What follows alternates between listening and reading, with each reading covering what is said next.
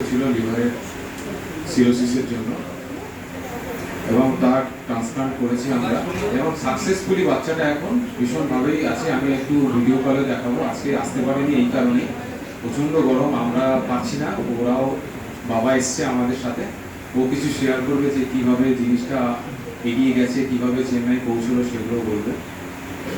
আর আমাদের সাথে আছেন আজকে আমাদের এইচওডি অফ লিভার ট্রান্সপ্লান্ট ডিপার্টমেন্টে, যিনি এই সার্জারিটা করেছেন, ডক্টর এল.এন. কুমারন।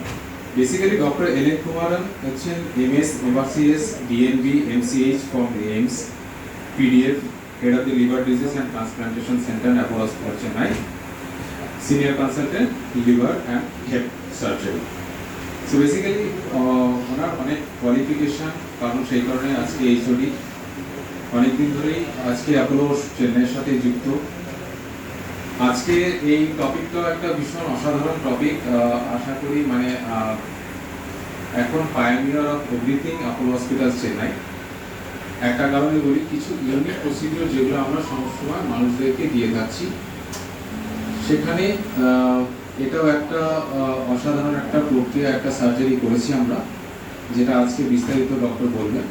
জাস্ট 2-3 মিনিটের মধ্যে ডক্টর আমাদের কাছে পৌঁছে যাবেন। অ্যাকচুয়ালি দেরি হওয়ার জন্য দুঃখিত, এই কারণেই, কারণ হচ্ছে কিছু পেশেন্ট ছিল যারা ট্রান্সপ্লান্ট করেছে আর যারা দেখাতে এসছে, 15 জন মতো পেশেন্টকে উনি দেখেছেন। আজকে ফ্লাইটটাও ডিলেট ছিল, তার জন্য আরও দুঃখিত। নাহলে আমরা 12:30 শুরু করে দিই, কারণ আমরা ডিলে করি না সাধারণত। তো জাস্ট একটু বসুন। আমার ছেলে তানিশ ঘোষ জন্মের পর থেকে লিভারের একটা কঠিন সমস্যায় আক্রান্ত হয়। তো সব যে অনেক জায়গায় দেখায় এবং ডাক্তাররা জানায় যে লিভার ট্রান্সপ্লান্টের প্রয়োজন। তো কত বড় একটা সার্জারি ভয় পাচ্ছিলাম কীভাবে করবো। তো তারপর আমারই একজন স্যার ওখানকার গ্রামে, উনি ডক্টর এল.এন. কুমারের সাথে আমার কথা বলেন এবং আমরা চেন্নাই অ্যাপোলো যাই। সেখানে ডক্টর আমাকে বোঝায় কীভাবে ট্রান্সপ্লান্ট হয়, সার্জারি সব কিছু বোঝায়। লিভার ডোনার যদি লিভার দেয় তাহলে কোনো সমস্যা হয় না। তো তারপর আমি রিসেন্টলি ট্রান্সপ্লান্টে, তো 16ই মে আমাদের ট্রান্সপ্লান্ট হয়। তো তারপর ট্রান্সপ্লান্টের পর 14 দিন মতো বাচ্চাকে আইসিইউতে রাখা হয়েছিল। তো খুব সুন্দরভাবে পরে সার্জারির পরে খুব সুন্দরভাবে হেল্প পাই আমি, ডাক্তার এবং লিভার ট্রান্সপ্লান্টের টিমের সকল সদস্যরা খুব সুন্দরভাবে অপারেশনটা সাকসেস করেছে। তো আমি খুব আনন্দিত। এবং তারপর আমার ছেলে এখন খুবই সুস্থ, হাঁটছে, খেলছে, সব কিছু করছে।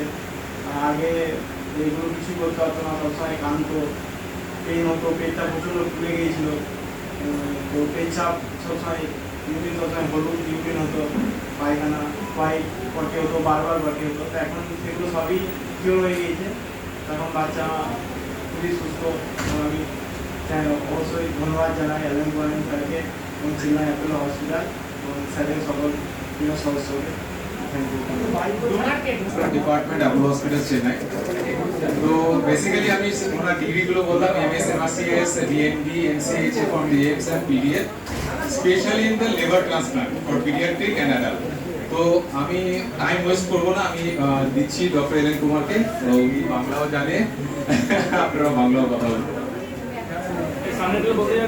নমস্কার সবাইকে, শুভ বিকাল। এখানে আসার জন্য আপনাকে বেশি ভালো লাগে। তো I will be comfortable in English or Hindi. So as you all know, liver disease all over the world बहुत ज़्यादा हो रहा है।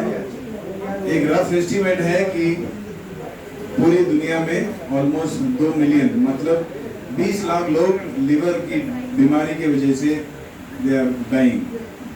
तो India is 20% of this entire problem, मतलब मिनिमम 4 लाख लोग इंडिया में हर साल लिवर डिजीज की वजह से अपनी लाइफ को दे आर लूजिंग। तो the problem about liver disease ये है कि लिवर डिजीज बिल्कुल प्राइम लाइफ में अफेक्ट करता है, 30 to 50 ईयर्स। एंड जब लिवर डिजीज डायग्नोज होता है उसी time it is very advance. बहुत अर्ली स्टेज में लिवर डिजीज को डायग्नोज करना बहुत डिफिकल्ट है। एंड इस वजह से जब डायग्नोज होता है उस टाइम पे पेशेंट को ज़्यादा तकलीफ होता है कि मेडिकल ट्रीटमेंट होने में, and the cost of treatment भी बहुत ज़्यादा हाई है, and sometimes if they need transplant there are so many obstacles like definitely financial burden, and दूसरा ऑर्गन मिलना, डोनर कैसे मिलेंगे, ये सारे प्रॉब्लम्स हैं। इसीलिए the awareness about liver disease बहुत ज़्यादा ज़रूरी है।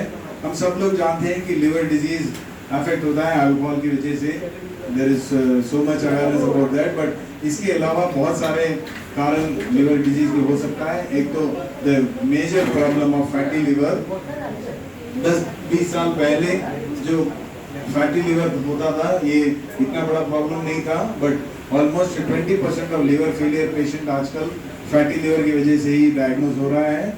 और ये बिल्कुल ये लाइफस्टाइल डिसऑर्डर है, हमारा लाइफस्टाइल बहुत चेंज हो चुका है, we are all eating western diet, हमारा एक्टिविटी बहुत कम हो गया है। ये सब की वजह से जो लिवर में फैट जम जा रहा है वो धीरे धीरे जो है लिवर को डैमेज करके फाइनली लिवर फेलियर हो जाता है। तो इस प्रॉब्लम को अर्ली डायग्नोज करके अर्ली ट्रीटमेंट लेने से definitely we can avoid a lot of ज़्यादा जानकारी होगी। एवरीबडी इज अवेयर, सब कोविड वायरस के कैसे अफेक्ट होता है, कौन ऑर्गन्स अफेक्ट हो सकता है और इसको कैसे प्रिवेंट करना है, ये सब है।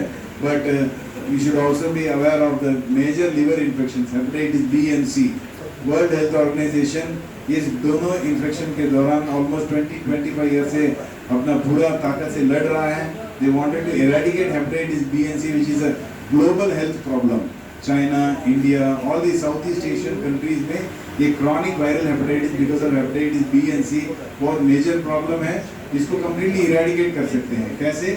Hepatitis B is preventable disease, ये वैक्सीन लेने से completely preventable है, और hepatitis C क्योर eradicate करने के लिए हमारे पास अभी ट्रीटमेंट है। Last 5 years this medicine is in practice, and if you diagnose बहुत अर्ली स्टेज में डायग्नोज करने से ये hepatitis C virus infection and liver disease और कम्प्लीटली मेडिकल ट्रीटमेंट से क्योर कर सकते हैं। इसके अलावा जेनेटिक प्रॉब्लम से या कुछ अनडायग्नोज प्रॉब्लम से भी लिवर डैमेज हो सकता है। ऐसे पेशेंट्स को अर्ली डायग्नोसिस में मेडिकल ट्रीटमेंट में रखते हैं, या ये डेफिनेटली एडवांस डायग्नोज बहुत एडवांस स्टेज में उस टाइप में transplant is a very successful treatment. ये मैसेज हम लोगों को देना चाहते हैं कि ट्रांसप्लांट बोले तो everybody, even sometimes some doctors are not aware about the success of transplant. अभी ट्रांसप्लांट रूटीन ऑपरेशन है जिसमें more than 95% success rate is expected, and even जैसे तनिष्क को किया छोटे बच्चों में भी हम कर लेते हैं, success is very common. And transplant successful operation के बाद वो कम्प्लीटली नॉर्मल जिंदगी जीते हैं, और may be 10, 15, 20 years they can live completely and normally.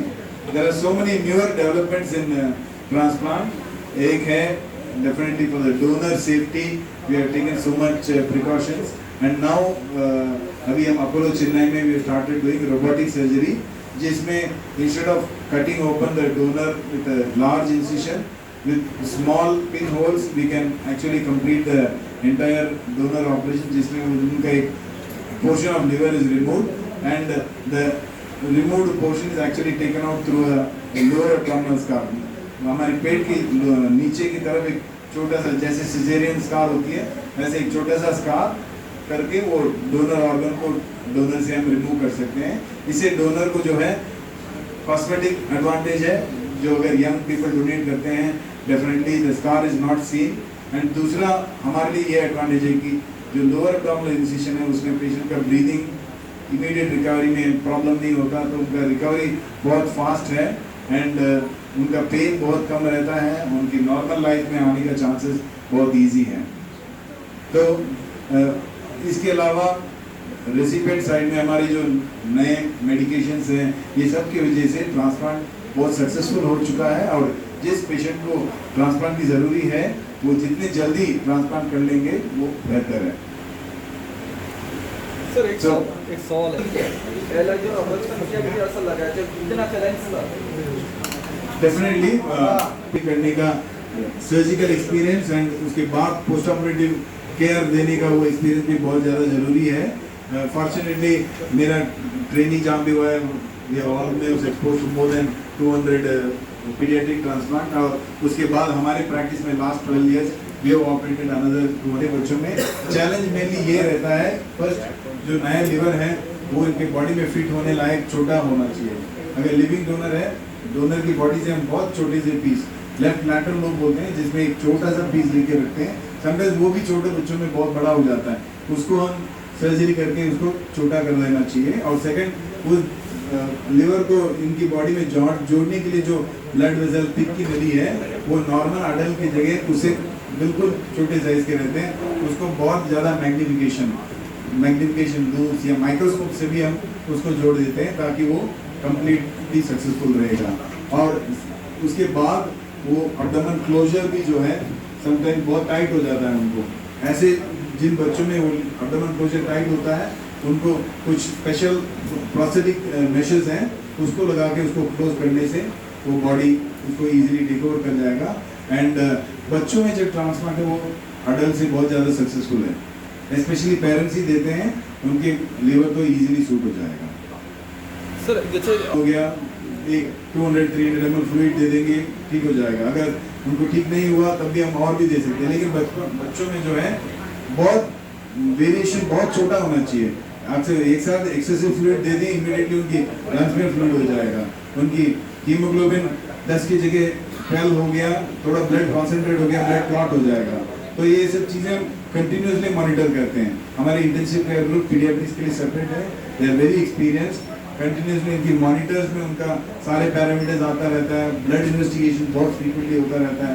And after 4-5 days जो है वो बॉडी एक वो बैलेंस में आ जाता है, तब तक वो मॉनिटरिंग वगैरह सब कम हो जाता है। वेंटिलेटर से तो 1-2 दिन में आउट हो जाते हैं and they taken care in normal ward after that. बच्चा को ये बीमार क्यों होता है? एक मिनट सर, जो non alcoholic fatty liver disease है हाँ। उनका प्रिवेंशन क्या है? उनका एक मेरा सवाल है, बहुत सारे आदमी फेलियर के लिए हम लिवर ट्रांसप्लांट करते हैं, आप सब लोग जानते हैं। लिवर कैंसर के लिए भी हम लिवर ट्रांसप्लांट कर सकते हैं, लेकिन अर्ली स्टेज में बहुत ज़्यादा एडवांस ट्यूमर जो ब्लड वेसल में चला गया है या बाकी लिवर के बाहर स्प्रेड हो गया है, उनको ट्रांसप्लांट नहीं कर सकते, उनका जीवन तो लिमिटेड ही है in spite of all the medical treatment. But जो अर्ली स्टेज में डायग्नोस हो गया उनको अगर ट्रांसप्लांट करें तो वो क्यूरेटिव ट्रीटमेंट हो सकता है।